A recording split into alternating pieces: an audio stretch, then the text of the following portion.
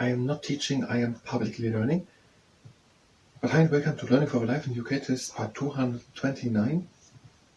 Sir Edward Elgar, that's on the page 79, while doing risk training, and if you participate in a risk training, that's at your own risk.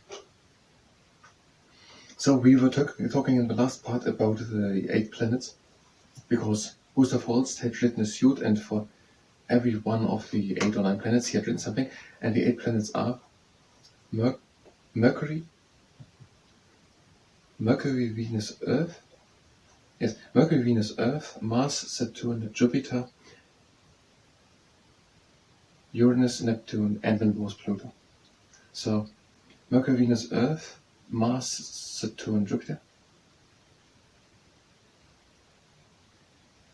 First Jupiter, then Saturn. Jupiter, Saturn. Mars, Jupiter, Saturn. Mars, Jupiter, Saturn. Uranus, Neptune, Pluto. And Pluto isn't anymore. So these are the 9 planets.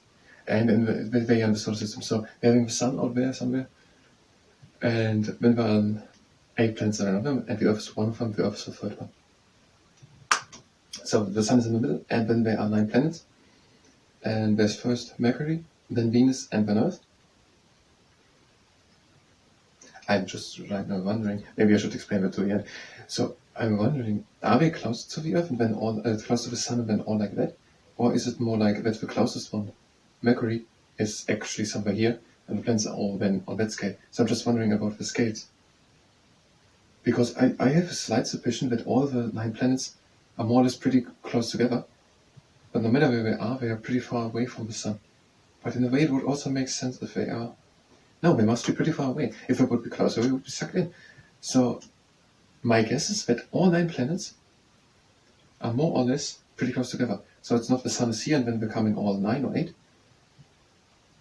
But that the Sun is here and the first one is actually here and then becoming all on that scale. That's my guess. So they are Mercury, Venus, and then Earth. And then we're having Mars. I said it just. Jupiter, Saturn. Jupiter, Saturn. First Jupiter. So Mercury, Venus, Earth, Mars, Jupiter, Saturn, Uranus, Neptune, and then both were Pluto. And they are circling around the Sun. Something like that. Now we're talking a bit more about Sir Edward Elgar. He was born in 1857 and he lived until 1934. He was born in Worcester in England. We had something about Worcester, did we? I don't know. Was born in Worcester, which is in England. His best known work is probably the Pomp and Circumstance Marches. March number 1, Land of Hope and Glory. And it is usually played at the last night of the proms at the Royal Albert Hall. We know something about the Royal Albert Hall. That is in London. Did we say that?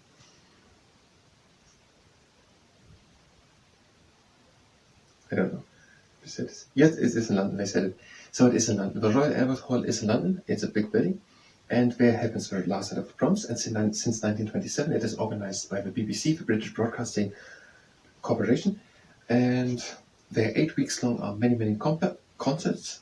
And the last important, biggest, well-known one is the last night of his proms.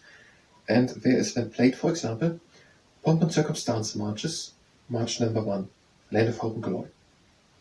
So it is, I don't really understand the title, Pomp and Circumstance Marches. So marches which should give power and, but it's pomp, but it's basically the same in this context, I guess. And circumstance, what is meant with that? Marches, and it's the first march. And it's called, or has the nickname or something like that, Land of Hope and Glory. That means that something somewhere, probably Britain, is the land of hope and glory. And it's also Sir Edward Elgar. Now we've talked more about the 8 planets than about Sir Edward Elgar. But I think that's all fine. Now we're doing risk training, and if you stick around for after the risk training, we'll do something, but nothing new. So if you're just here for the news of the new, for example, Ralph Vaughan Williams, then you can just skip the next one. Otherwise, we're doing no risk training. If you participate in that, that is at your own risk. We're having a good and stable stand always. We're having hands next to us from the fists. Now we bring these fists down, and again up, and bringing them down, and again up. That is spotlight, and we're having 3 rules, and I'm going to explain or tell these 3 rules while we're doing the second exercise, which is the flashlight. Again, hands next to us, hands front to fists. Hands front to fists, and we bring them to the inside and to the outside. The first rule is that we're stopping immediately as soon as we feel pain. The second rule is that we're going only as fast as we can go with a little bit of effort. And the third rule is that we're not overdoing it.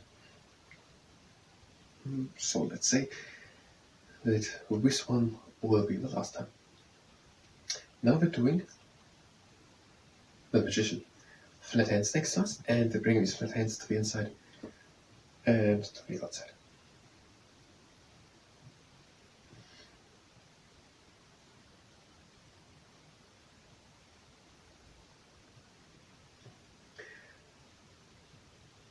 And now just one more time. And now we're doing the rectangular castle architect. Here having the hands and fists out, and we're bringing these fists to the inside. And up. And to the outside. And down. Now to the inside. And back. Down. To the outside. And up.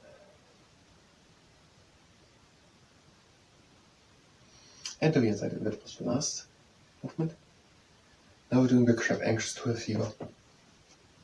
Having the arm at the outside, the hand formed to a fist, and we're bringing this down, and we're pressing carefully with moderate force against it.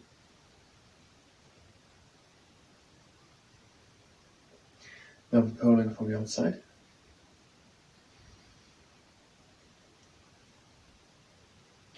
And we're pressing a bit from the top. And a bit from the bottom. And we're same with the other hand. And next to us, hand formed to a fist. Bringing the fist down and we're pressing carefully against it. And from the outside.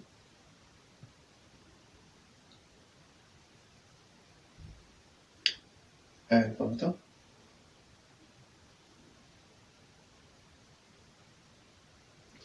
And from the bottom. And then for the exercise, now we're having a long arm, and we're going with moderate pressure of the middle part of the lower arm, just to relax the muscles, or the whole muscle. And the last time. And again.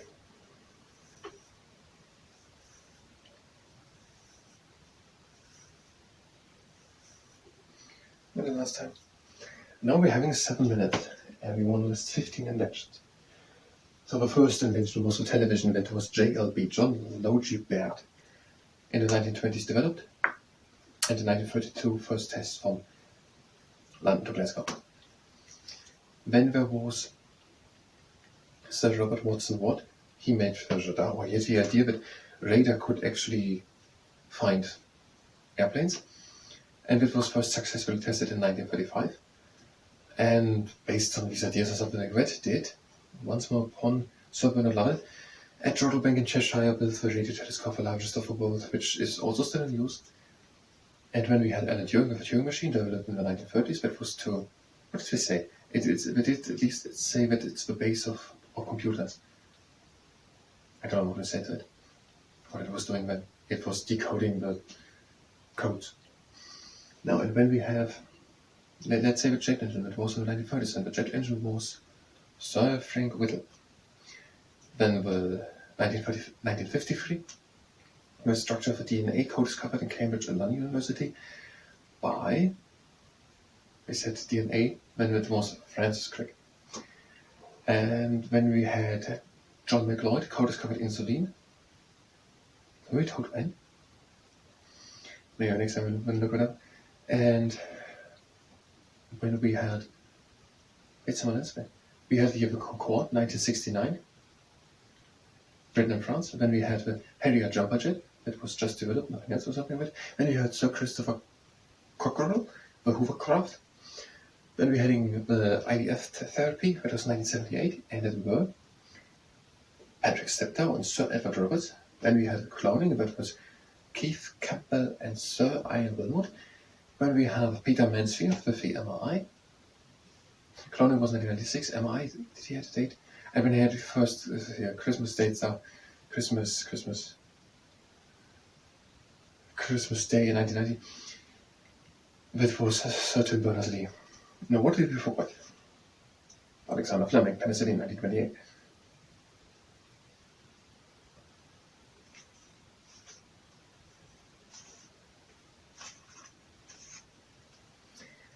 Insulin, no date.